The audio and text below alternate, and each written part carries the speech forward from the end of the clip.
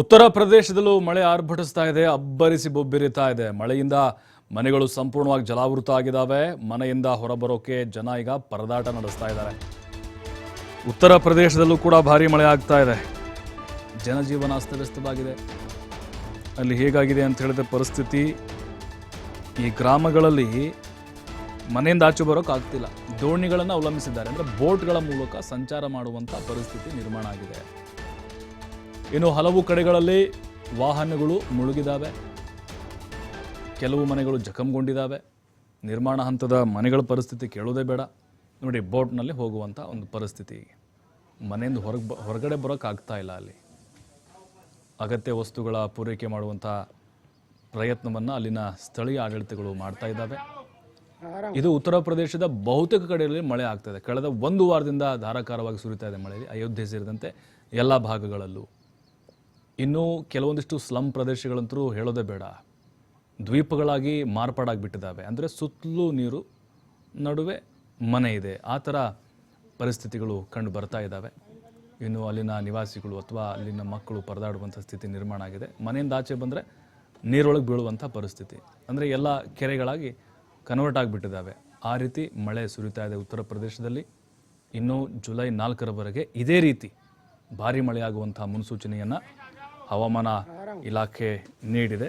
ಇನ್ನು ಕೆಲವು ಕಡೆಗಳಲ್ಲಿ ಉತ್ತರ ಪ್ರದೇಶದ ಹಲವು ಭಾಗಗಳಲ್ಲಿ ಎಲ್ಲೆಲ್ಲಿ ಈ ನದಿ ತೀರದ ಪ್ರದೇಶಗಳಿದ್ದಾವೋ ಅಲ್ಲೂ ಕೂಡ ಕಟ್ಟೆಚ್ಚರವನ್ನು ವಹಿಸಲಾಗಿದೆ. ಜಾಸ್ತಿ ಮಳೆ ಇರುವಂತಹ ಪ್ರದೇಶಗಳಲ್ಲಿ ರೆಡ್ ಅಲರ್ಟ್ ಇದೆ ಮತ್ತು ಆರೆಂಜ್ ಅಲರ್ಟನ್ನು ಘೋಷಣೆ ಮಾಡಲಾಗಿದೆ.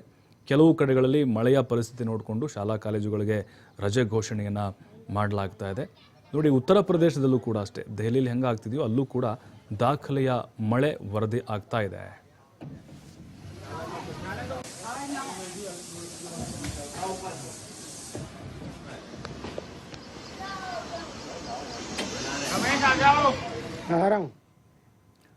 ರಾಷ್ಟ್ರ ರಾಜಧಾನಿ ದೆಹಲಿಯಲ್ಲಿ ಮಳೆ ರಗಳೆ ನಿಲ್ತಾ ಇಲ್ಲ.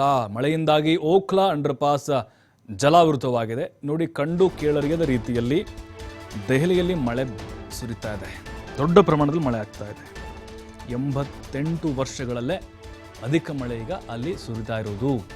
50 ಡಿಗ್ರಿ ಸೆಲ್ಸಿಯಸ್ ಉಷ್ಣಾಂಶ ಇತ್ತಲ್ಲಿ, ಬಿಸಿಲಿನ ತಾಪಮಾನ. ಈಗ ಬಿಸಿಲಿಲ್ಲ, ಏನಿಲ್ಲ, ಬರೀ ಮಳೆ. ಈ ಅಂಡರ್ ಪಾಸ್ನಲ್ಲೇ ವಾಹನ ಸವಾರರು ಪ್ರಯಾಣವಂತಹ ಸ್ಥಿತಿ ನಿರ್ಮಾಣ ಆಗಿದೆ. ಇದು ದೆಹಲಿಯ ಹೃದಯ ಭಾಗದಲ್ಲಿರುವಂಥ ಅಂಡರ್ ಪಾಸ್. ಇದು ಅಪಾಯಕ್ಕೆ ಆಹ್ವಾನವನ್ನು ಕೊಡ್ತಾ ಇದೆ. ಕೆಲವೊಂದಿಷ್ಟು ವಾಹನ ಸವಾರರು ಅದರಲ್ಲೇ ಓಡಿಸ್ಕೊಂಡು ಬರ್ತಾಯಿದ್ರು, ಕೆಲವೊಬ್ಬರು ಅಲ್ಲೇ ನಿಂತ್ಕೊಂಡ್ಬಿಟ್ಟಿದ್ರು ಗಾಡಿ ಸಮೇತವಾಗಿ. ಇನ್ನು ಕಾರುಗಳು ಕೂಡ ಅಷ್ಟೇ ಸ್ಟಕ್ ಆಗಿಬಿಟ್ಟಿದ್ವು.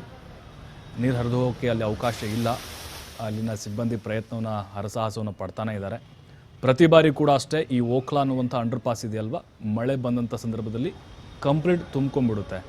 ರಾತ್ರಿ ಹೊತ್ತು ಬಹಳ ಡೇಂಜರ್ ಇದು.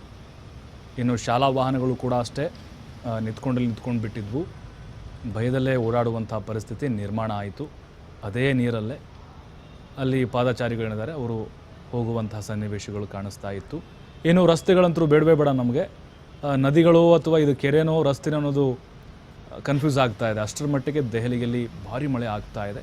25 ಸೆಂಟಿಮೀಟರ್ಗಿಂತ ನಿರಂತರವಾಗಿ ಮಳೆ ಆಗ್ತಾ ಇರೋದ್ರಿಂದಾಗಿ ಜನ ಈಗ ಹೈರಾಣಾಗಿದ್ದಾರೆ. ನಿರಂತರವಾಗಿ 1 ವಾರಗಳಿಂದ ಬಿಟ್ಟು ಬಿಡದೆ ರೌದ್ರಾವತಾರವನ್ನು ಈ ವರ್ಣ ತಾಳಿದ್ದಾನೆ.